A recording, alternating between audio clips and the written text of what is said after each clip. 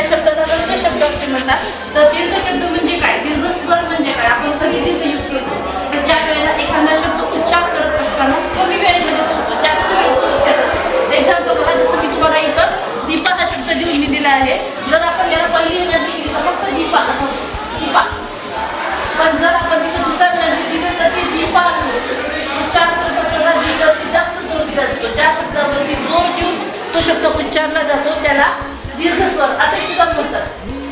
लक्षात येणे, आपण खूप वेळेला जसं ईश्वरी जन्मभूमीमध्ये मी खूप वेळेला हे करून घेते की चेकिंग करत असताना मी बोर्डवरती एक शब्द लिहिलेला असतो आणि मुलं लिहित असताना जर मी पहिली विनंती असेल तर मुलं तिथं दुसरी विनंती देतात, जर मी दुसरी असेल तर मुलं तिथं पहिली विनंती देतात. मग आपल्याला काय वाटतं की काय फरक आहे, फक्त विनंतीचा तर फरक आहे, इथं काही होत नाही. पण तसं काही नाही आहे.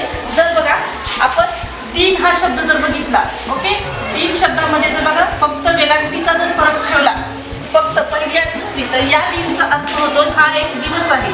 ओके, या तीनच्या अर्थानुसार हा एक दिवस आहे आणि या तीनच्या अर्थानुसार तो एक गरीब शब्द होतो. म्हणजे फक्त वेलांटीचा फरक आहे, रस्व आणि दीर्घ फरक आहे.